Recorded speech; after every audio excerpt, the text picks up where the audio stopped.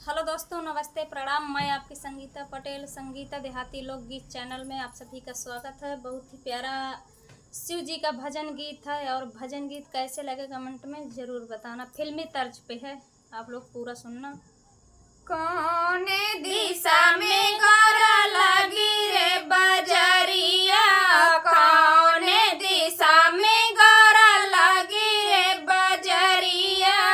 भूल गए हैं बाजार, झुमका लाए हैं उधार। भूल गए हैं बाजार, झुमका लाए हैं उधार। झूमे का पहने गौरा बनी रे दुल्हनिया, झूमे का पहने गौरा बनी रे दुल्हनिया।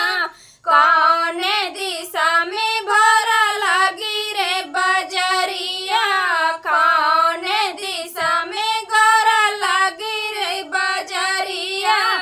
भूल गए हैं बाजार, हरवा लाए हैं उधार। भूल गए हैं बाजार, हरवा लाए हैं उधार। हरेवा पहिने गौरा बनी रे दुल्हनिया, हरेवा पहिने गौरा बनी रे दुल्हनिया।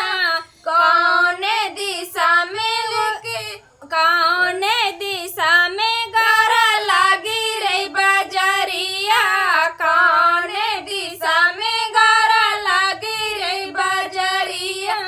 बोल गए हैं बाजार, कंगना लाए हैं उधार। भूल गए हैं बाजार, कंगना लाए हैं उधार।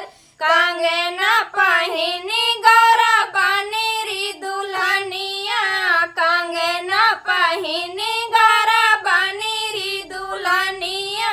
कौन दिशा में गौरा लगी रे बजरिया, कौन दिशा में गौरा लगी रे बजरिया।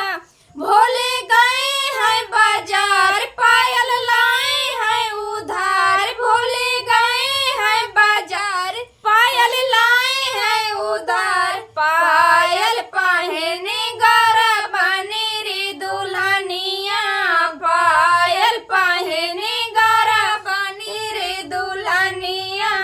कौन दिशा में गौरा लगी रे बजरिया, कौन दिशा में गौरा लगी रे बजरिया। भूल गए हैं बाजार, चुनरी लाए हैं उधार। भूल गए हैं बाजार, चुनरी लाए हैं उधार। चुनरी पहने गौरा बनी रे दुल्हनिया, चुनरी पहने गौरा लगी रे बजरिया। कौन दिशा में गौरा लगी रे बजरिया। हर हर महादेव।